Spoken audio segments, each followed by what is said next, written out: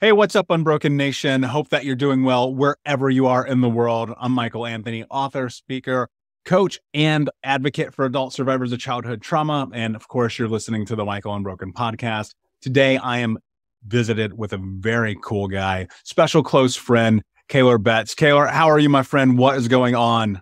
Well, first off, man, I have to up my intro game in my podcast. You just inspired me. That was like, you could say that in your sleep. Okay.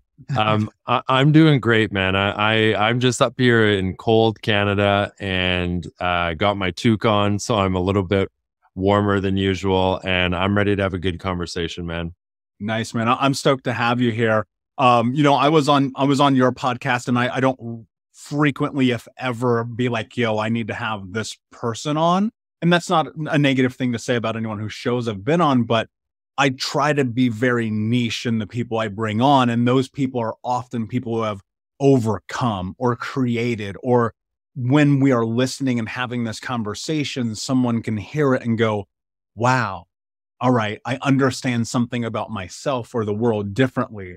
And that's how I feel about you, man. So I'm really excited to have you on. Baseline, because I would assume a lot of people will not know who you are coming into this. Talk to me about your journey. Talk to me about the place you are right now, and talk to me about mental wealth.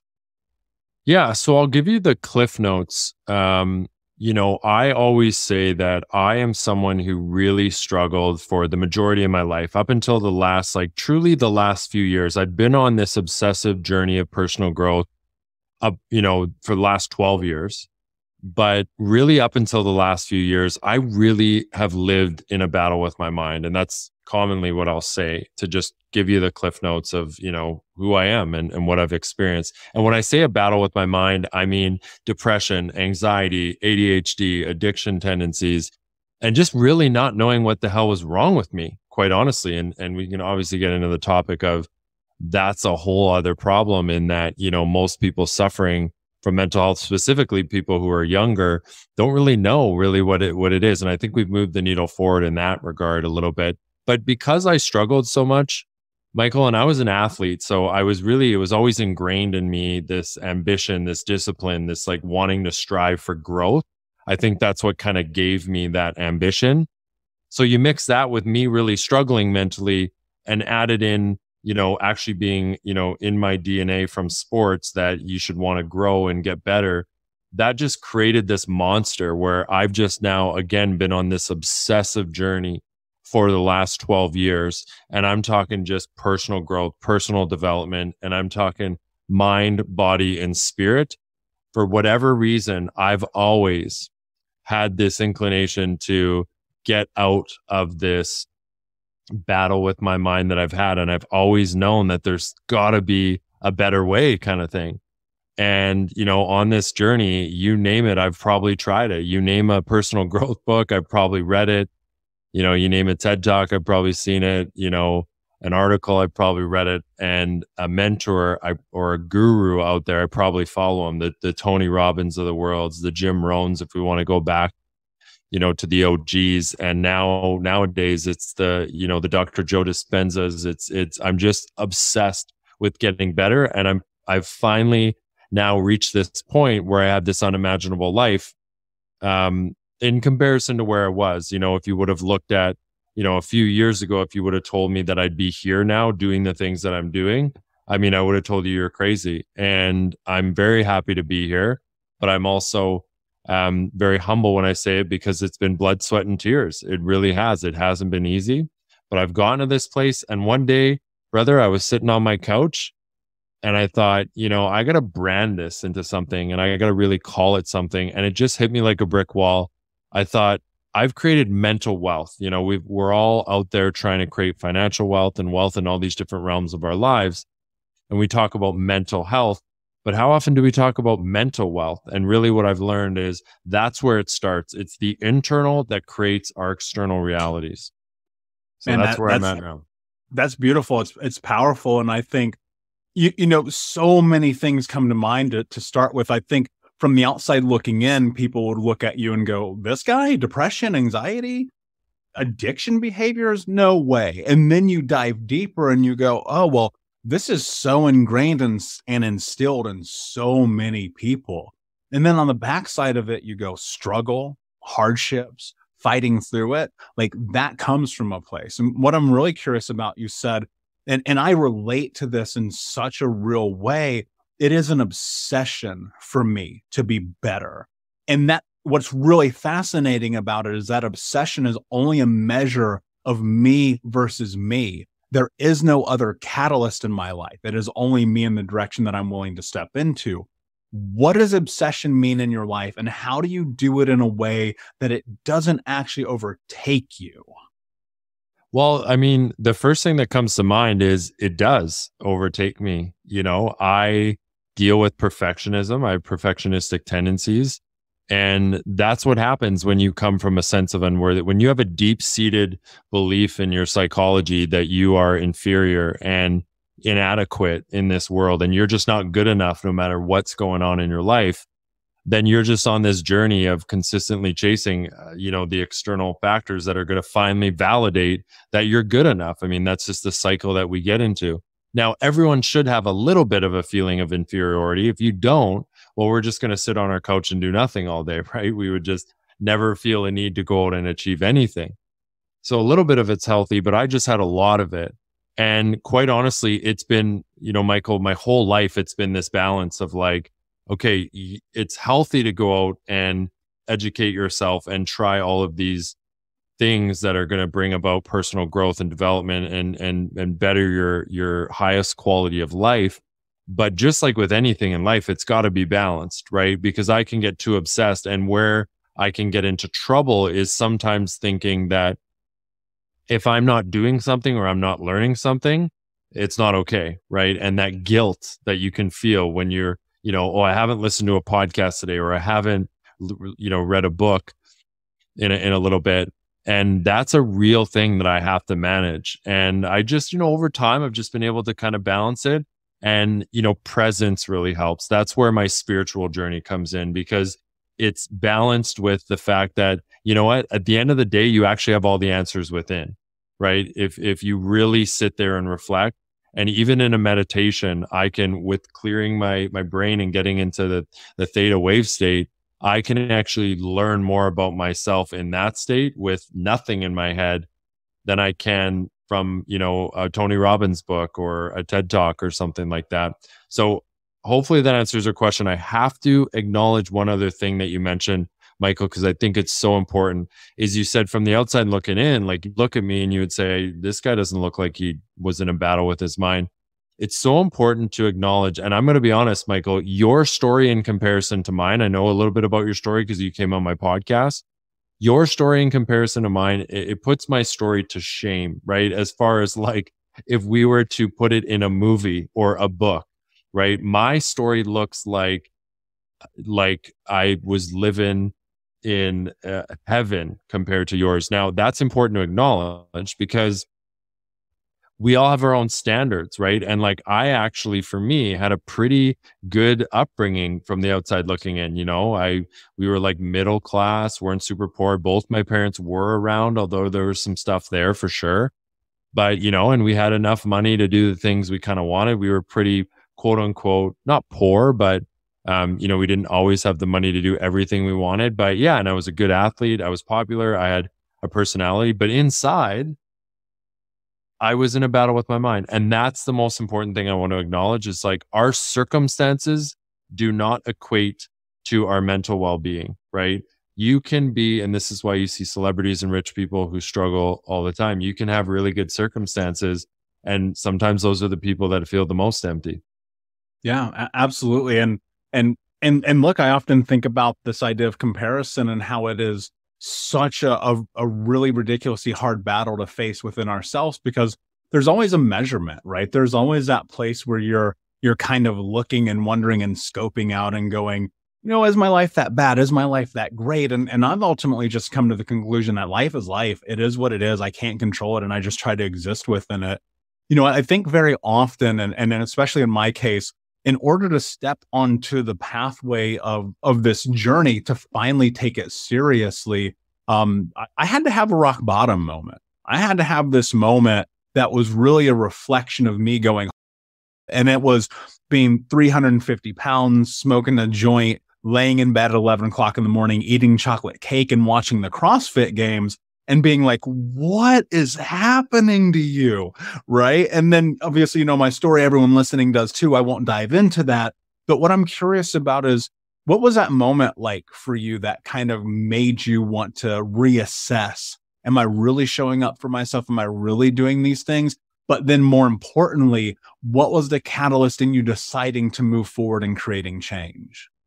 Yeah, so I've always said that I think we need to often go through a breakdown to go through a breakthrough. And in fact, that's when the best breakthroughs happen, the most powerful breakthroughs happen. And I actually think there's this like weird force. I'm not a physics guy, so I'm not going to try and quantify, but I think that the bigger the breakdown, you know, the more potential energy there is for a breakthrough. I truly, truly believe that. And that's why now I can, when I am in a breakdown, because we all still have them. I mean, yeah, I'm in an unimaginable place, as I like to say, but I still have my down days, no question.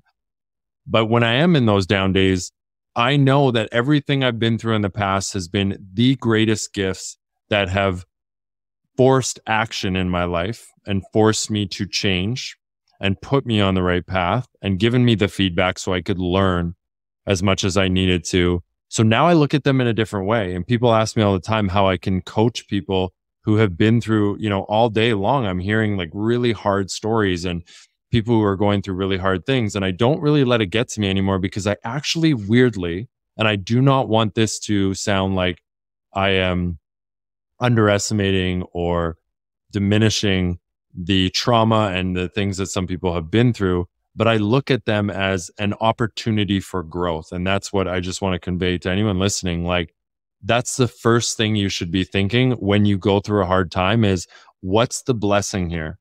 What is the lesson here? And that's the way I am now. And it's only because of the breakdowns that I've had in the past. Now, your original question was, how did I break through and what did that breakdown look like? Well, I had many breakdowns. I mean, you know, what's funny is I don't actually have, Michael, a lot of rock bottom moments. It just, the whole thing sounds like, or the whole thing feels like it was a breakdown. It was like I just was always at rock bottom. And then I'd have a good day here or there, and then I'd go back down. I'd have a good day or maybe a good week, and then I'd go back down. And it was finally where I actually found a bunch of CDs of Tony Robbins, like Awaken the Giant Within, in my dad's car. And this was like around 12, 13, 14 years ago. And I listened to it, and he was the first person that really actually made me realize that there is way more potential out there, and you can actually change your brain, change your thoughts, change the way you live your life. And you can actually live an extraordinarily happy, joyous, blissful life. And he was the first person that made me realize that that was even possible. And he like instilled this thing inside of me that then just sparked that journey of like, you know what? And I had this mantra, Michael. It's very simple. I just said, I'll always fight it. I almost got it tattooed on me. I just always said, I'll always fight it. I'll always fight it. I'll die trying if I have to. Yeah, that's beautiful. And, you know, maybe it's serendipity that we're having the conversation right now, but recently I've really been on this kick of trying to explain the power of personal growth, because it was not that far ago, 10, 12 years, where I would think to myself, like, this is nonsense. These people jumping up and down and clapping and screaming, and I'm going to go to the conference and pay how much money and listen to this guy. And turns out it was one of the greatest investments of my life was a decade ago in stepping into the personal growth journey. And I listen to Power Within probably twice a year. One, it's short, and two, I can listen to it while I work out. But, you know, it's just kind of that thing. You just step back into a little bit and you go, oh, yeah, I forgot about that. That's something else. That's something else. How do you stay the course, right? I think that one of the things that happens very often is we get fired up, we get motivated, and in a moment we're like, yes, let's go. And then 3 days goes by and we're back to where we were, and we're looking and reverting on old behaviors. And this promise we made to ourselves, we have somehow broken again. how do you stay the course? How do you hold yourself accountable? How do you put yourself in a position to actually be the person and live that life that you think and know you're capable of having? Can I swear on this podcast? You can do whatever you want. It's a free country. Oh, I love it. It's a free podcast. I love this, Michael. I'm having fun. The answer to that is twofold. Number one, motivation, man. Motivation is what messes everyone up, and it's what everyone relies on. And this is why we are absolutely horrible at following through on things, is because we rely on motivation. And actually, research will tell you that motivation actually only lasts if you start a goal and you embark on a new venture. It actually only really lasts an average of 19 days. That's how long the average New Year's resolution will last. And then when you don't have motivation, it's like, well, all right, well, why am I going to go? I don't actually feel like it. And then you get in this debate of like, should I go? Should I go? Should I not do it? Should I, and you're having this debate, and you might be able to do it for 1 day or 2 day longer, but eventually that willpower is going to fatigue like a muscle. And that's what research shows us as well too. So what we have to do is build habits, right? Habits are the root and fundamental principle of any successful person. Show me a successful person. I'm not just talking cars, money, and status. I mean successful as in someone who's genuinely like successful in all realms of life, happy. And you show me, and I guarantee you, they can show you habits that they do day in and day out that they don't always feel like doing, that they don't always have the motivation to do, but it's so ingrained as this automatic behavior, the neural pathways in their brain, they've been doing it for long enough that it just is like when you get into a car, you put on your seatbelt. When, you just before you go to bed, you grab your toothbrush and you start brushing your teeth. We don't have to think consciously about these things. We don't have to be motivated to do these things. They're so ingrained as an automatic behavior that we just do them. And that's why we need to do the things, the habits, things day in and day out that will contribute to our success. We have to do them for long enough so that they create those neural pathways in our brain and get ingrained as that automatic behavior. And science will tell us that it takes on average about 66 days to do that. So here's what I do is anytime I want to do something and grow in some way, and I have to do something every day, I figure out what is the most, growth provoking activity in that regard that I can do every single day. And I do it for at least 66 days, right? Doesn't matter if I feel like doing it. I remember why I'm doing it. And that's the key. And I call that why power because it's way more strong than willpower. You use why power. Remember a deep emotion evoking reason why you're doing it and do it every day for at least 66 days. Ingrain it as that automatic behavior and watch it stick into your life and watch it, create magic.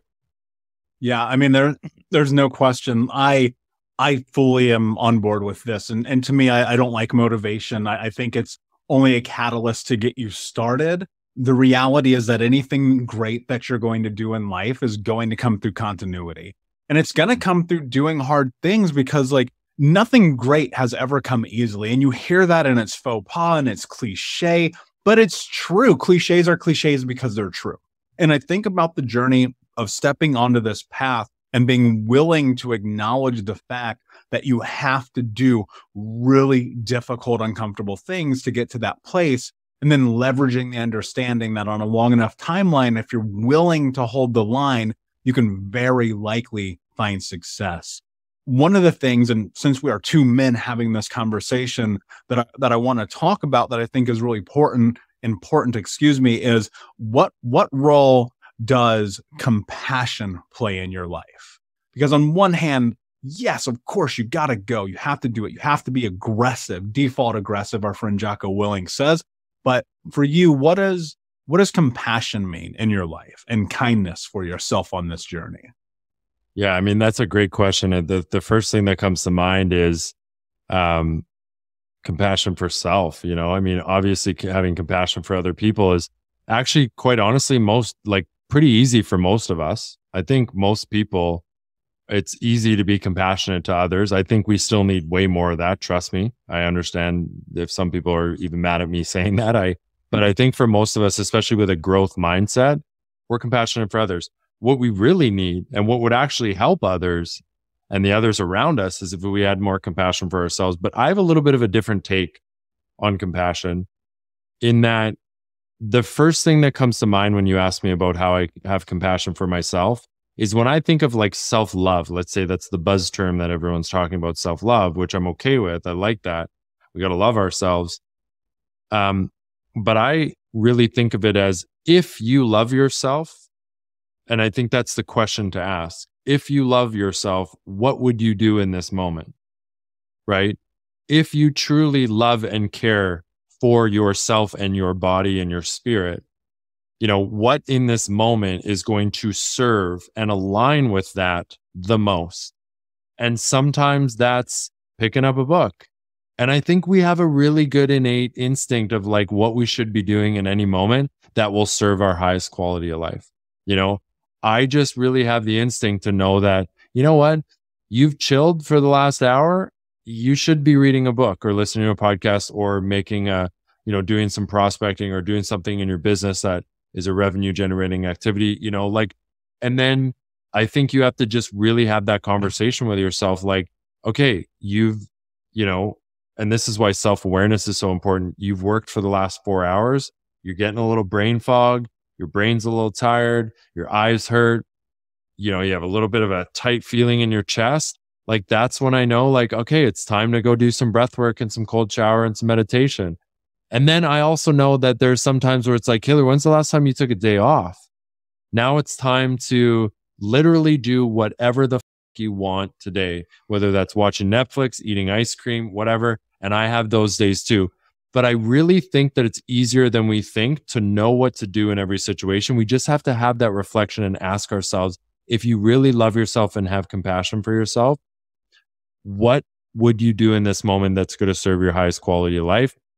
And really include all factors and experiment. And if you're having trouble with that, the best strategy, I think, is to get outside yourself and say, if you were your best friend, if you were someone that you love, what would you tell that person to do right now?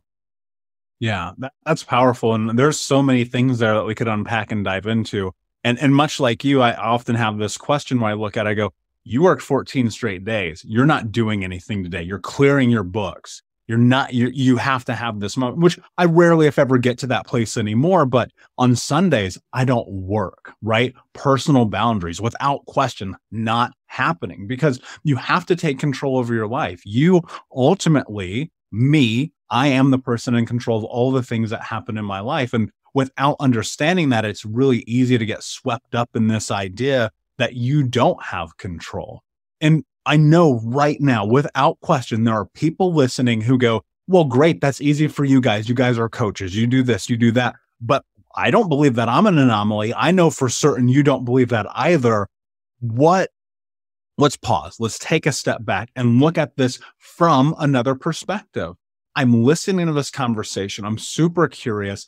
I've listened to Tony Robbins before, but I just can't seem to get my mind wrapped around this. I can't seem to get my life in control. I cannot seem, for whatever it is, to be able to show up, to be the hero of my own story, to love myself, whatever that thing is. Where do I start? Like, how do I really do this? Yeah. And I mean, I think the key is in the word start. I really am big on one of my favorite quotes. I say it all the time. The wrong decision on Monday is better than the right decision on Friday. The wrong decision on Monday is better than the right decision on Friday. And it's because action is most important. Now, look, there are reversible and irreversible decisions. If it's an irreversible decision, that's like getting a tattoo, getting married, having a kid. You gotta really, like I like to say, go have a beer by the oak tree and put your heart and soul into that, into that decision. But if it's a reversible decision, like if it's taking a course or or investing some time or reading a book or whatever, like you can always stop in the middle. You can realize that it's not the right path and you can pivot, right? And I really like to just tell people to start, because success is going from failure to failure without the loss of enthusiasm, as Winston Churchill said. So just start. You're going to fail, and it's going to be imperfect action.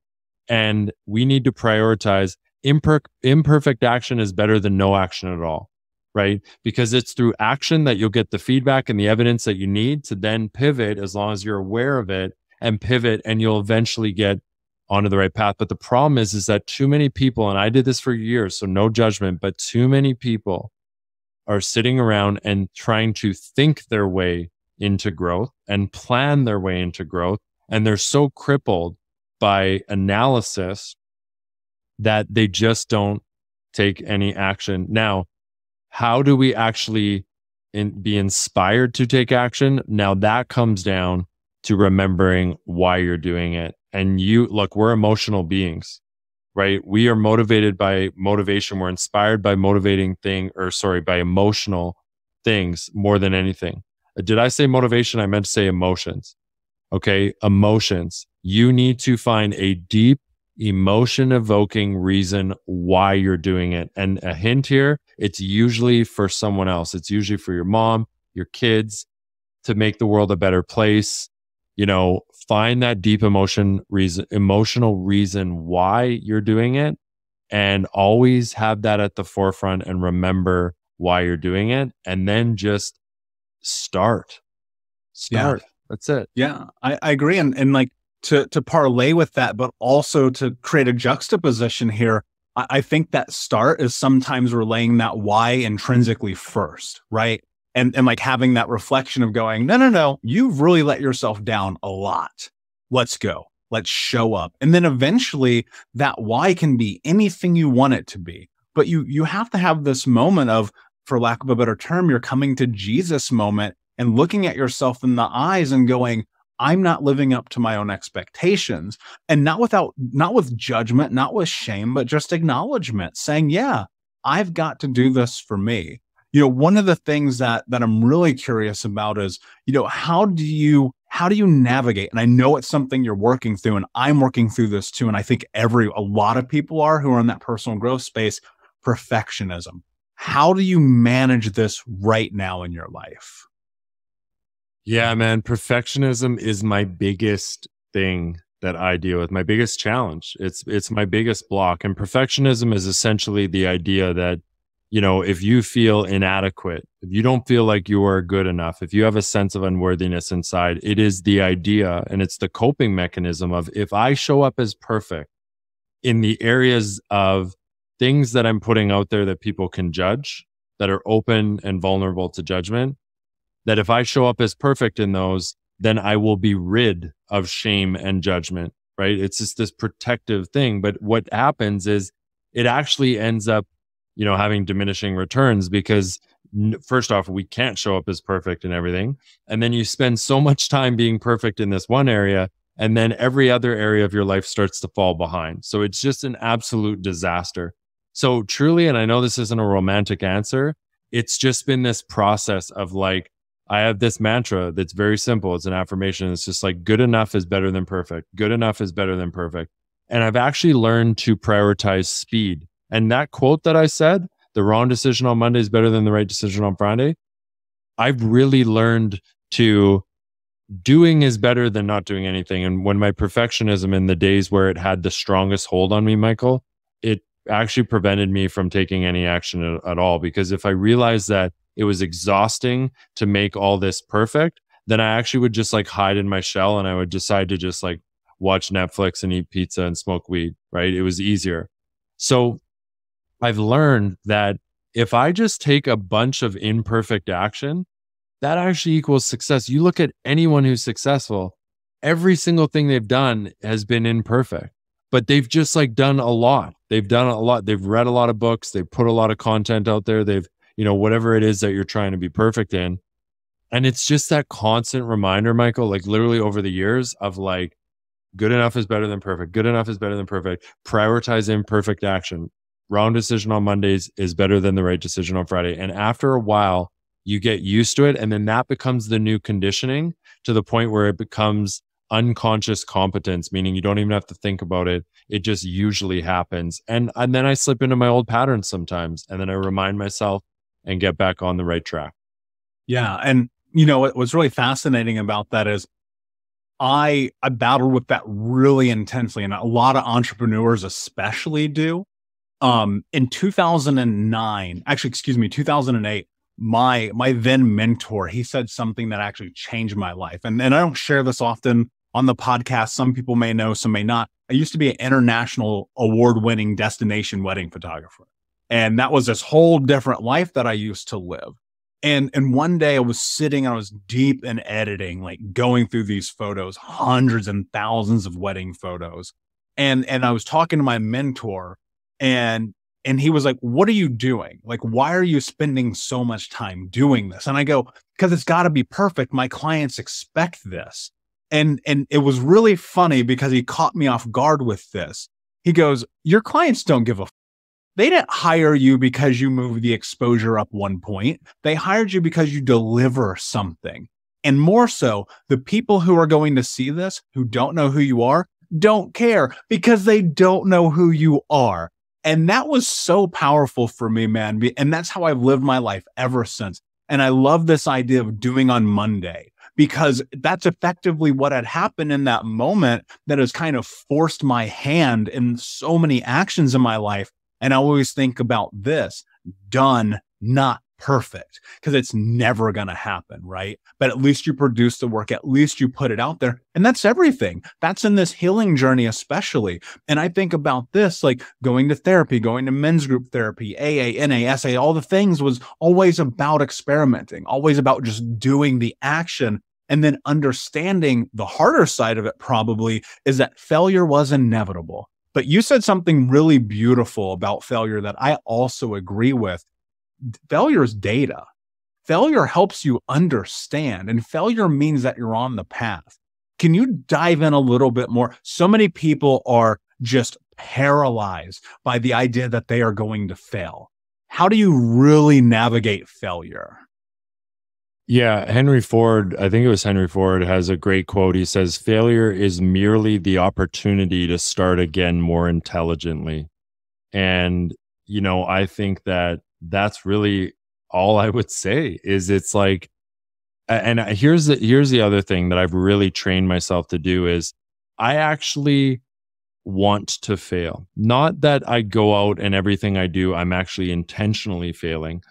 But what I mean by that is if I reflect on my month and I look back and I didn't fail at some, my goals aren't, I'm not working hard enough. My goals aren't big enough. I'm not, really reaching for my highest potential.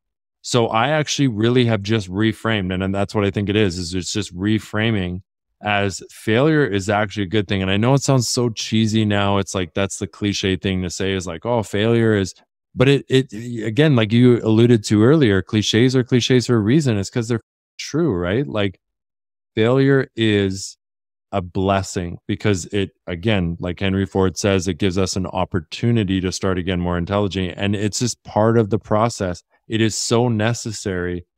And it actually just means that you're taking action instead of, really it's the people that never fail. It's kind of like criticism. Like the reason why I like getting criticized is because that's not how I know I'm doing, right? That's how I know I'm putting myself out there. The people that I look up to the most get literally criticized and fail the most out of anyone. So I should actually be looking at it. We should be looking at it as the more we fail, the more we get criticized. That equates to more success. So I've just reframed it. Yeah. Yeah. And so much of it is reframing, right? You're changing and reevaluating your understanding of the world based on the evidence that you have that either proves or disproves hypotheses about the hypothesis about the way that you exist in the world. One of the things I wonder about is how do you self-determine the power that you have in your life? And what I mean by that is I think often people do things for the wrong reasons while simultaneously believing that they're making the choices based on the right reasons. How do you actually kind of, for lack of a better term, be the narrator of your own story here?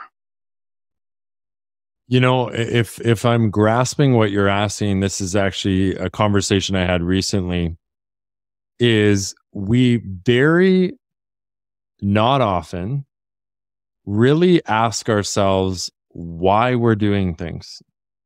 So, for example, I was talking to a dating coach. She's a good friend of mine. I had her on the podcast. Well, I'll give her a shout out, Katie Grimes. She's amazing, and we are talking about relationships and whatnot. And she says that one of the things she asks her clients a lot is, because we're all, well, not everyone, but a lot of us are seeking, if we're single, a lot of us are seeking love, seeking a romantic or intimate partner. And she says, we very, often don't ask ourselves why. And what does a relationship symbolize for you? What does a marriage symbolize for you? So, and this can be applied to any realm of life. It's like, if you're building a business, it's like, why? Why are you building this business? If you want to make, $10,000 a month, why? What does that symbolize for you? And I think that really all it takes is just like, again, going, having a beer by the oak tree and like really sitting down and like clearing out the noise and like really asking yourself, what are the reasons?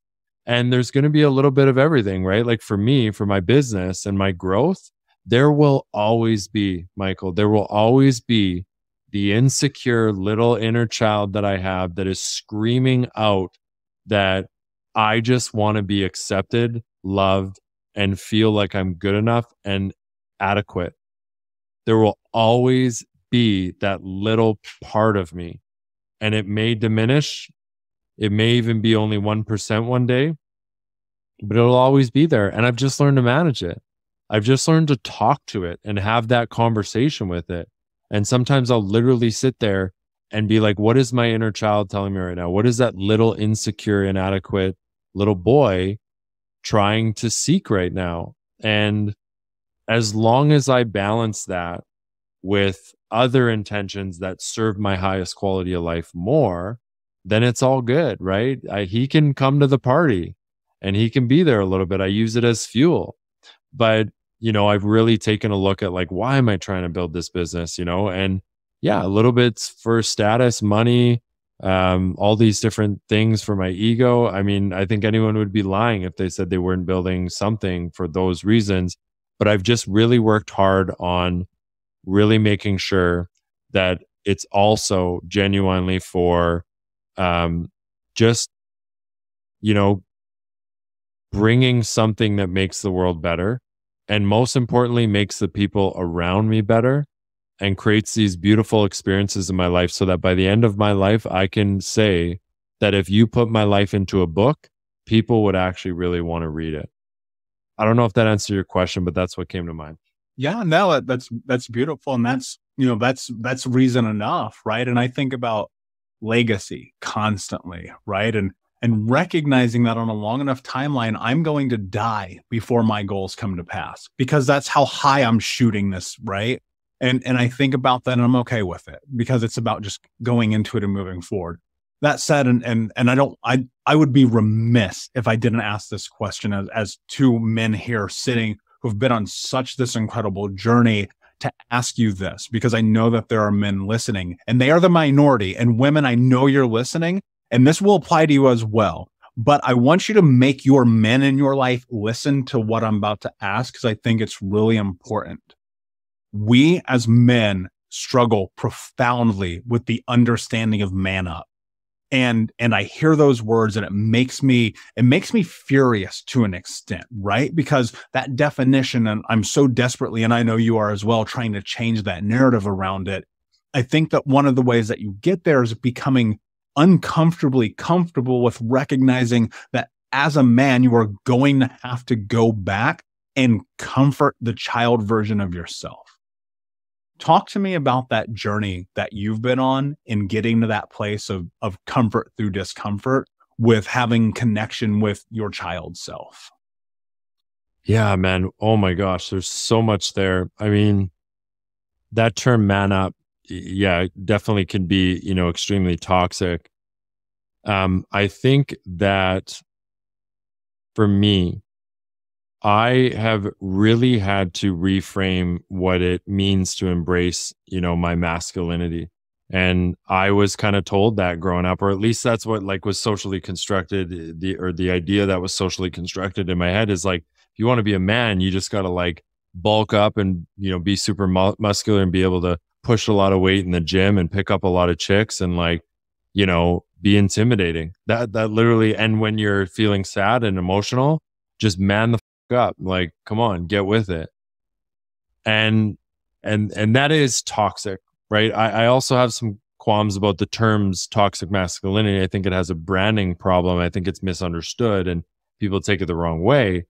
But with that being said, manlyhood or embracing my masculine energy has been really important in my journey. I was very, with all due respect to my parents, they're lovely and truly I love them with all my heart. They did the best they could with what they had, but I was kind of babied and I wasn't, there was no rites of passage. There was no like embracing what a true, masculine energy is. And what I actually now getting into what I believe that to be now is it's actually just being able to own your truth. And look, we're all people. And as men, we have our too, right? I experience all the same emotions that a woman does, right? And I think, and all the wounds, I have wounds that I have, and it doesn't make me less of a man. What does make me less of a man is not acknowledging those wounds, running away from those wounds, trying to hide them, and trying to show up as someone that I'm not. And I think that one of the most quote unquote, manly things that a man can do is talk about their wounds, talk about their battles, have a relationship with that inner child that's hurt, and to own up to it and say, you know what? This is how I am. This is what I've experienced. These have been challenges in my life, but I'm here to show up no matter what. I'm still here and I might not always be my best self. My wounds might come through, but I'm here to show up. And that's what I'm here to do.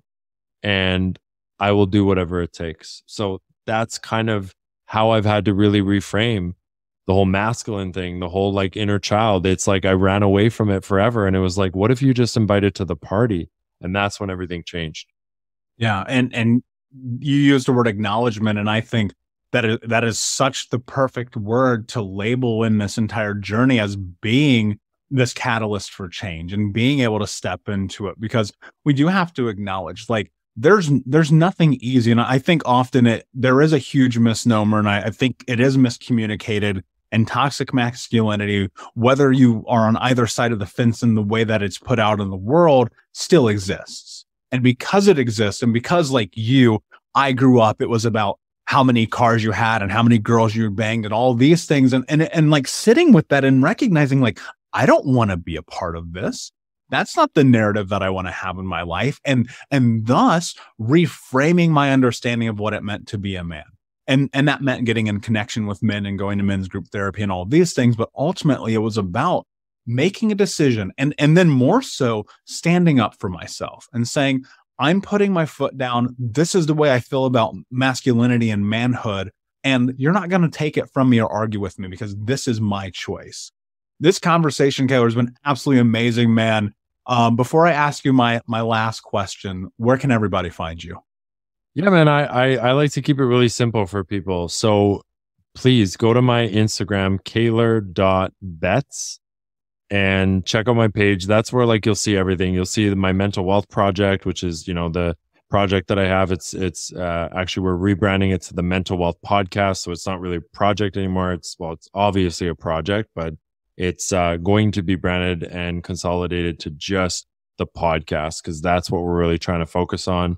And you can find that podcast anywhere, most places you find your podcast, Apple, Google Play, Spotify, and the whole deal. And I just always say, like, reach out to me. I would love you to DM me. I'm always down for a conversation and willing to chat. Amazing. My friend, my last question for you is, what does it mean to you to be unbroken? Well, I would say that being unbroken is the same term and has a lot of parallels and is very congruent with my term that I use for my brand, which would be mental wealth. And I think that it all comes down to one thing, Michael, and that's the relationship with yourself and the healthy relationship with yourself, and actually accepting, loving, and being compassionate to who that true self is inside, despite all of the wounds, and all of your external factors and circumstances as well too. And when you create a relationship with yourself where you look in the mirror and you actually really love and accept the person that you're seeing in all of its, realms, that to me is when you become unbroken. Yeah, beautiful, my friend. Couldn't have said it better myself. Unbroken Nation, thank you so much again for hanging out with us. Please check out Kaylor's work. He's absolutely incredible. Please like, subscribe, comment, follow, share with a friend. And until next time, my friends, be unbroken. I'll see ya.